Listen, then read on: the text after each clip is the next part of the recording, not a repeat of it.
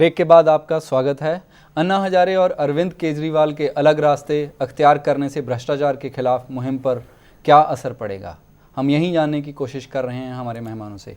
भैभव, आपने कहा कि अरविंद केजरीवाल को एक मौका मिलना चाहिए। यहाँ तक हमारे पास जो बिल्कुल रीसेंट पास्ट है, जैसे पंजाब में मनप्रीत सिंह बादल गए, तकरीबन इसी किस्म का माहौल, इसी किस्म की एक्सपेक्टेशंस, लेकिन वो बहुत बड़ा एक फेलियर हुआ। तो लेकिन आज तक जितनी पॉलिटिकल पार्टीज बन रही थी, वो जिस किस्म की मूवमेंट से आ रही थी, वो मूवमेंट्स या तो किसी एरिया स्पेसिफिक में थी कि इस एरिया में ये बहुत स्ट्रांग है, यहाँ से हम इफ़ेक्टिवली जो इलेक्शन में इंटरवेंशन कर सकते हैं, या किसी खास तबके में वो बहुत इन्फ्लुएंशियल है, वो तबका जहाँ पर सब्सटेंशियल गिनती में रहेगा वहाँ पर वो असरअंदाज रहेगी। लेकिन केजरीवाल के साथ ऐसा कुछ नहीं है।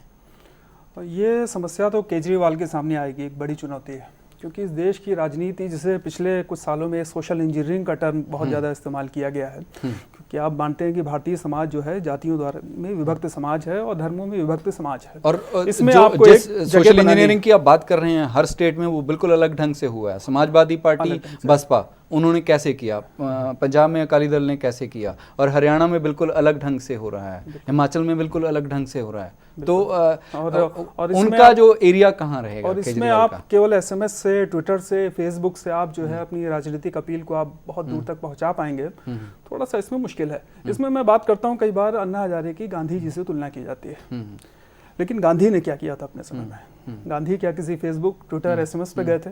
गांधी तो आए, चंपारण गए, खेड़ा गए, देश के किसानों मजदूरों से उन्होंने संवाद कायम किया, तब जाके जो है वो गांधीयन पॉलिटिक्स जिसे हम कहते हैं कि वो तब उसका देश में एक लोकप्रियता बढ़ी, उसकी अपील बढ़ी।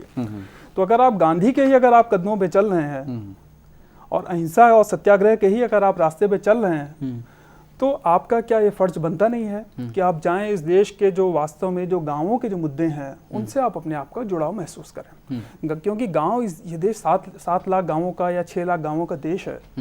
उससे आपका अगर संपर्क नहीं है, सीधा संवाद नहीं है, सहज संबंध नहीं है, तो आपकी राजनीति कहीं ना कहीं जो है वो समस्याग्रस्त हो सकती है। और केवल आधुनिक तकनीक पे मैं बार बार कह रहा हूँ, आश्रित होना थोड़ा सा एक अपने में एक बाउंस कर सकता है, बहुत ज़्यादा आपको आगे नहीं ले जाएगा। और ये तो अच्छी बात है कि भ्रष्टाचार के मुद्दे को आप दूसरे अन्य मुद्दों के साथ जोड़ें आप, क्योंकि जब तक आप अन्य मुद्दों से नहीं जोड़ेंगे तब तक जनता ये बात तो मानेगी कि भाई ये लोग बड़े अच्छे हैं, ये भ्रष्टाचार के खिलाफ हमें एक लोकपाल दिला देंगे। लेकिन देश में के गांव में अगर कहीं पीने के पानी की समस्या है, कहीं जाति के आधार पर उत्पीड़न हो रहा है, दलितों का उत्पीड़न हो रहा है, तो जनता ये जरूर आपसे सवाल पूछेगी कि आपका हमारे रोजमर्रा की जीवन की इन समस्याओं से आपका क्या संबंध है, या आप इस बारे में क्या सोचते हैं? हाँ जी राहुल, अभी भैभव ने कहा कि कहीं ना कहीं जो पूरी पॉलिटिक्स है जिसके साथ जिस किस्म का आंदोलन अभी चल रहा था वो एक समस्याग्रस्त हो गई है। उसके 2 बातें उसमें स्पष्ट दिखाई देती हैं, जहाँ पर जन आंदोलन, जन लोकपाल बिल की मांग है, या उसके बाद जो ब्लैक मनी वापस लगाने की मांग है। उसमें असेंबलीज घेरो, पार्लियामेंट घेरो, दिल्ली में धरना करो या कहीं अलग अलग धरना करो, वो एक मुद्दा है। आपने कहा कि अब हम वोटर को अवेयर करेंगे ताकि वोटिंग परसेंटेज ज़्यादा बढ़ सके, वो फिर 5 साल बाद वाली बात है। लेकिन जो पूरे मुल्क के डे टू डे इश्यूज़ हैं उनको के साथ एसोसिएट हुए बिना तो पॉलिटिक्स नहीं हो सकती है। मैं बिल्कुल इनकी बात से एग्री करता हूँ कि आपको, बिकॉज पूरे कंट्री में अलग अलग जगह पे अलग अलग मुद्दे हैं और पूरी आप यहाँ पर एग्री करते हैं, तो तभी सवाल ये है कि पूरी मूवमेंट में ऐसी कोई ओरिएंटेशन अभी तक दिखाई नहीं दी है। नहीं, ओरिएंटेशन की अगर आप बात कर रहे हो, पिछले साल जिस तरीके से मूवमेंट बढ़ा और हर जगह पर लोगों ने पार्टिसिपेशन किया, तो इस चीज़ से तो मैं इतना एग्री नहीं करूंगा आपके कि भी ओरिएंटेशन नहीं था। लेकिन जब ओरिएंटेशन की मैं बात कर रहा हूं तो वो जन लोकपाल बिल और काले धन को लेकर जरूर थी जी कि ये 2 मुद्दे हैं फोकस। लेकिन दूसरे जो मुद्दों की जो भैभव बात कर रहे हैं कि जब अगर आपको राजनीति करनी है तो 5 साल जब चुनाव नहीं हो रहे तब भी राजनीति करनी होगी, और उस दौरान जो लोगों के इश्यूज होंगे उनके साथ आप कैसे टैकल करेंगे, उनके बारे में क्या अंडरस्टैंडिंग होगी, किस किस्म की सोसाइटी, किस किस्म का मुल्क आप उसारना चाहते हैं, उसके लिए तो बहुत कुछ करना पड़ेगा। मूवमेंट की अगर हम बात करें तो उसमें भ्रष्टाचार एक मुद्दा बनाकर जिसमें हम जन लोकपाल एक सोल्यूशन लेकर आए थे, वो एक फोकस मुद्दा रहा। जहां पर हम राजनीति की बात कर रहे हैं, बिल्कुल आपकी बात ठीक है और भाई साहब की बात ठीक है कि अगर हमारे को क्षेत्रीय क्षेत्रों में जाना है, अलग अलग क्षेत्रों में जाना है, तो वहां के मुद्दों को हमारे को समझना पड़ेगा और उनके हिसाब से उनको विकल्प देना पड़ेगा, उनको बताना पड़ेगा कि ये विकल्प अगर सुधरेगा तो कैसे सुधरेगा। मैं उनकी बात से पूरी एग्री कर रहा हूं, लेकिन मुद्दा फिर भी भ्रष्टाचार ही लेकर चलेंगे। अगर कोई मुद्दा एग्जिस्ट कर रहा है आज की डेट में जैसे पानी की समस्या उन्होंने बोली, देखिए, सड़कों की समस्या कौन बोली। सी ऐसी पार्टी है जो भ्रष्टाचार का मुद्दा लेके नहीं चल रही? लेकिन सॉल्यूशन कौन? सब नहीं, कहते हैं भ्रष्टाचार के खिलाफ है।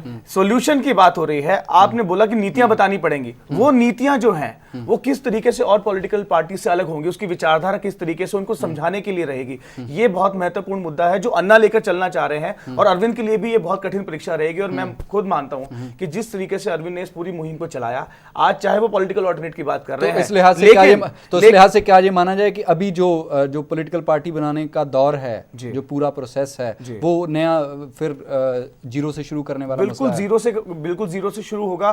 पूरा नया स्ट्रक्चर बनाना पड़ेगा आपको। राजनीति किस तरीके से करनी है, उसकी गाइडलाइंस, उसकी पूरी गाइडलाइंस आपको देनी पड़ेंगी। तो इस आंदोलन की लेगेसी आप नहीं लेके जा सकते, ये मानते हैं आप? इस आंदोलन की लेगेसी कहीं ना कहीं आपके पास मार्क तो लगेगा, बेंच मार्क तो आपको मिल ही गया है इसका। लेकिन नो डाउट राजनीतिक और मूवमेंट, आंदोलन दोनों अलग अलग चीजें हैं। राजनीति में अगर आपको उतरना है तो इसमें क्षेत्रीय और कम्युनिस्ट बेस्ड पॉलिटिक्स और रिलीजन बेस्ड पॉलिटिक्स बहुत इंपॉर्टेंट रोल प्ले करते हैं। आपकी बात में एक बड़ा अंतर्विरोध है। अंतर्विरोध ये है कि हम देश की जनता के पास जाएंगे, लेकिन हम किसी राजनीतिक दल को हम निर्माण नहीं करेंगे। अब देश की जनता तो आखिरकार राजनीतिक दल के जरिए ही तो अपनी चुनाव में अपने सांसद भेजेगी। आखिरकार वो क्या करेंगे? बात कहना चाहूंगा, भाई साहब ने वैसे तो मेरी बात कह दी है। अगर हम ये सोचें कि अन्ना देश की जनता के पास जाएंगे कि मैं पानी की समस्या भी सुलझा दूंगा, बिजली का संकट भी आपका पूरा करा दूंगा, आपको नौकरियां भी दिला दूंगा, सिस्टम भी ठीक कर दूंगा, फिर आप किसी राजनीतिक पार्टी से कम नहीं है। फिर आपको राजनीतिक पार्टी का, फिर आपको अरविंद केजरीवाल जी का समर्थन करना चाहिए कि हाँ, हम राजनीति ही करना चाहते हैं। लेकिन अगर आप सेल्फ सेंटर्ड होके एक इशू के लिए आप चले थे, जन लोकपाल बिल, तो मुझे लगता है कि आपको जन लोकपाल बिल तक अभी के लिए ही आपको सीमित रहना चाहिए, उसको पास पार्लियामेंट में करवाना चाहिए। और अच्छा, जैसा हम चाहते थे कि जन लोकपाल बिल इस स्वरूप में आए, तो उस स्वरूप में हमें उसको पास कराना चाहिए। अगर हम किसी और मुद्दे पे भी गए कल, हम अभी इसकी बात करते हैं, जन लोकपाल बिल हम पास नहीं करा पाए, हम बात करते हैं कि हम लोगों को वोटर्स में हम जाना चाहते हैं। इसी बात को तो इस पूरे आंदोलन की लिमिटेशन बता रहे हैं, इसी को तो वो कह रहे हैं कि अब अंधी गली में आ गया, कि कहीं ना कहीं उस मुद्दे तक को लेकर जहां तक जाया जा सकता था वो जाया कहीं ना कहीं। जैसे कुछ दिन पहले अन्ना जी ने कहा कि हम आईएसी भंग करते हैं, और ऐसा कुछ न्यूज भी आए, टीवी पे आए कि आईएसी ही भंग हो चुकी है, इंडिया अगेंस्ट करप्शन की टीम ही भंग हो चुकी है। तो कुछ समझ में नहीं आ रहा कि ये हो क्या रहा। नहीं, ये तो इस हालात में अब अगर अरविंद केजरीवाल एक पॉलिटिकल पार्टी बनाते हैं, तो आपको क्या लगता है कि ये जो पूरा मोमेंटम जो अभी तक रहा है इस आंदोलन के साथ, ये कहीं ना कहीं कन्वर्ट हो पाएगा? बिल्कुल भी नहीं हो पाएगा। इस देश की राजनीति को हमें समझना चाहिए, लोग किसे वोट देना चाहते हैं। अगर 100, 200, 500, 1000 लोग हमने इकट्ठे भी कर लिए और वो कहे कि हम राजनीतिक पार्टी बना लेंगे, ऐसा नहीं है। संगठनात्मक होना पड़ेगा, आपको जमीन के कार्यकर्ता ढूंढने पड़ेंगे और एक पूरे भारत का निर्माण करना पड़ेगा। अगर हम ये बात करें कि अगर हम 1 या 2 सीट जीत जाए तो ठीक है, राजनीतिक पार्टी ऐसे ही बनती है। जनसंघ बना तो 1 सीट आई, 2 सीट आई, और वो बनते बनते कांग्रेस की कभी 5-4 सीटें आई। लेकिन जनसंघ का उससे पहले उनको स्पष्ट था कि हमें किस किस्म का मुल्क बनाना है और कहां पर हमारे लोग हैं, ऐसा यहाँ पे नहीं दिखता है, जिनके पास पहुंचना है और किस एरिया में हम सबसे पहले कर सकते हैं। ऐसा अरविंद जी की तमाम पार्टियों के साथ हुआ। ऐसा अरविंद जी की सोच में भी नहीं दिखता है कि हम करना क्या चाहते हैं। ऐसा नहीं दिखता होता तो आज तक वो एक ही फोकस मुद्दे पर नहीं रहते। आज तक पिछले साल से 1.5 साल ये आंदोलन चला, चाहे पॉलिटिकल पार्टी में कन्वर्ट हो गया, लेकिन मुद्दा आज भी एक ही है कि किस तरीके से भ्रष्टाचार खत्म हो। मैं फिर इसी बात पे आ रहा हूं। मेरी बात, मैं कुछ कहने के लिए आया, मैं वो कहना चाहूंगा, आपको क्षेत्रवाद, हर जगह के मुद्दों को समझकर उसके हिसाब से आपको अपनी नीतियां बतानी पड़ेंगी। लेकिन जिस तरीके से भ्रष्टाचार के मुद्दे को जन लोकपाल के रूप में अरविंद केजरीवाल, अन्ना ने और सबने मिलकर बताया, एक प्रारूप बताया, कि सॉल्यूशन बताया, उसी तरीके से अब स्ट्रैटेजी रहेगी कि आप सभी लोगों के मुद्दे को, क्योंकि जितनी पॉलिटिकल पार्टीज है वो बात करती हैं भ्रष्टाचार खत्म होना चाहिए, कम होना चाहिए, सॉल्यूशन कोई नहीं बता रहा है। इस आंदोलन की सबसे बड़ी जीत ये थी कि जन लोकपाल एक सॉल्यूशन के रूप में आया। अब यही काम होगा। उसी के बारे में तो आप कह रहे थे कि अब ये हमारा मुद्दा नहीं। अभी भी नहीं समझ में आ रहा एक चीज कि क्या आईएसी अन्ना के साथ है या अरविंद केजरीवाल के साथ? आईएसी दोनों के साथ है। आपने अगर अन्ना की बात सुनी हो, अन्ना ने बड़ी क्लियरली ये बात कह दी है, अन्ना ने बड़ी क्लियरली ये बात कह दी है कि चाहे अरविंद ने अपना रास्ता बदल लिया हो, उनको लगता है पॉलिटिकल पार्टी बननी चाहिए, लेकिन मुद्दा और जो फोकस है वो आज भी एक है। लेकिन अन्ना ने साथ में ये भी कहा, चिताया भी कि आप ना तो मेरा फोटो यूज करेंगे, ना मेरा नाम यूज करेंगे। वो उसका एक वजह में नहीं आता। ये बिल्कुल वैसी बात है कि मैं एक जगह से खड़े होकर ऐसे देख रहा हूं और कह रहा हूं कि मैं बिल्कुल थोड़ा सा हम एक साथ हैं। मुझे लगता है कि आईएसी थोड़ा सा अपने को ओवर एस्टिमेट कर रही है, अपनी ताकत को, अपनी स्ट्रेंथ को। आईएसी की उतनी शक्ति है नहीं जितना वो प्रदर्शित कर रही है। नंबर एक सिर्फ ओवर एस्टिमेट कर रही है, ओवर ओवर एस्टिमेट कर एम्बिशियस रही है? है, ओवर एम्बिशियस भी है। देखिए हर आंदोलन एम्बिशियस होता है, हर आंदोलन, ये आंदोलन भी शुरू से मुझे लग रहा था डे वन से कि आंदोलन केवल लोकपाल तक सीमित नहीं रहेगा, क्योंकि जब भी धरने होते थे, प्रदर्शन होते थे, तो उसमें अन्य मुद्दे उसमें उठाए जाते थे और अन्ना जी का बीच बीच में बयान भी आता था कि हम जो है अब इस सिस्टम के खिलाफ, इस व्यवस्था के खिलाफ हम कोई वैकल्पिक जो है इसका विकल्प हम तैयार उसमें करने तो की कोशिश बिल्कुल करेंगे। स्पष्ट है, जब आप किसी आंदोलन में जुड़ते हैं, हाँ। जब 4 लोग जुड़ेंगे एक मुद्दे पर, अगर वो होता है। पूर्ण रूप में जीत भी लिया जाए, बिल्कुल वैसे ही हो जाए, तब भी जो भी नया इशू आएगा आप उसके बारे में हाँ, कुछ सोचना पड़ेगा। उसमें उसको अपने आप को जोड़ना पड़ रहा था। लेकिन सवाल यह है कि आंदोलन अपनी ये दिशा क्यों भटक रहा है, सवाल यह है।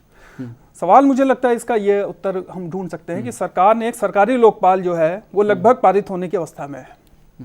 अब आप देश की जनता के पास क्या मुद्दा लेके जाएंगे कि ये सरकारी लोकपाल गलत है, हमें जन लोकपाल दो, और हम इसके खिलाफ आंदोलन करते हैं, धरना करते हैं। सरकार कहेगी ठीक है, हमने कानून तो आपको दे दिया है, अब आप इसमें जो कानून चाहते हैं हम इसमें सुधार करवा देंगे, संशोधन करा देंगे। तो जो जिस लोकपाल का कोई अस्तित्व नहीं था, वो लोकपाल अब इस देश में कानून बन जाएगा। भले सरकारी लोकपाल होगा, उसमें सीबीआई नहीं होगी, उसमें जो है उसके पास जजेस की इंक्वायरी करने का टाइम, उसके पास कोई अधिकार नहीं होगा। वैभव, आपका नुक्ता बिल्कुल स्पष्ट हो गया। मुझे लगता है कि इस वक्त जैसे आपने शुरू किया था कि पूरा आंदोलन एक अंधी गली में पहुंच गया, तो बहुत कुछ है जो इस पूरे आंदोलन के बारे में सोचा जाना बाकी है। आप सभी आज की इस बहस में शामिल हुए, आपका बहुत बहुत धन्यवाद। अन्ना हजारे और अरविंद केजरीवाल के अलग होने से भ्रष्टाचार के खिलाफ मुहिम को भारी धक्का लगा है।